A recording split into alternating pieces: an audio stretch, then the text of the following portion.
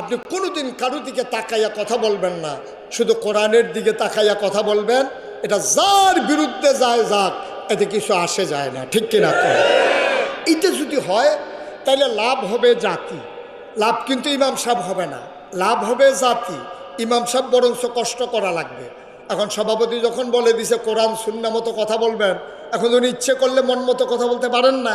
এখন কোরআন জেনে জেনে বুঝে বুঝে কোরআন অনুযায়ী কথা বলা লাগবে, এতে করে কষ্ট করা লাগবে। উনি জাতি বেঁচে যাবে, কোরআনের মৌলিক কথাগুলো, ফান্ডামেন্টাল ডিসিশনগুলো জাতি জেনে যাবে, তারা বুঝে ফেলবে এই কোরআনের ভিতরে কি আছে, ঠিক কিনা বলেন? দেখেন আল্লাহ তাবারক ওয়া তাআলা নবীজিকে কেন এই কথা বললেন যে ইয়া আইয়ুহান নবী আত্তাকিল্লাহ, আপনি ভয় পাবেন আল্লাহকে, কেন বললেন? নবী কি আল্লাহকে ভয় পেতেন না? নবী কি আবু জেহেলকে ভয় পেতেন, আবু লাহাবকে ভয় পেতেন? তারপরও আল্লাহ কেন বলতেছেন হে নবী আপনি ভয় পাবেন আল্লাহকে? এটা বলার উদ্দেশ্য কি?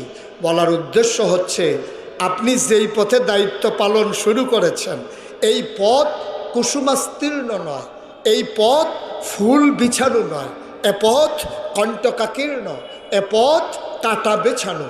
এ পথে চলতে গেলে মখমলের এই বিছানা থাকবে না, লাল গালিচা থাকবে না, এই পথে ফুল বিছানো থাকবে না, এই পথে থাকবে কাটা, এই পথে থাকবে ঝড় ঝঞ্ঝা। এই পথে চলতে গেলে মামলা হবে, হামলা হবে, জেল জুলুম নির্যাতন হবে, প্রয়োজনে জীবন দেওয়া যাবে, ঈমান দেওয়া যাবে না, ঠিক কিনা?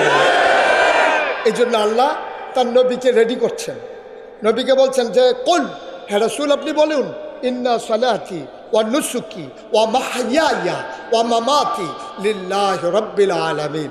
দেখেন কিভাবে আল্লাহ রাব্বুল আলামিন তার নবীকে তৈরি করতেছেন। বলতেছেন হে নবী আপনি বলুন। বলেন যে বলেন আল্লাহ কি বলবো?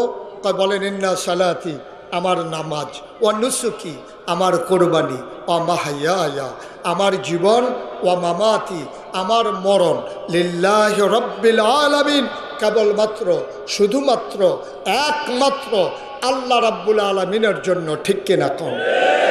এটা দিয়ে রেডি করলেন যে আপনার মৌলিক সিদ্ধান্ত, আপনার নীতিগত সিদ্ধান্ত, আপনার হৃদয়ের অনুভূতি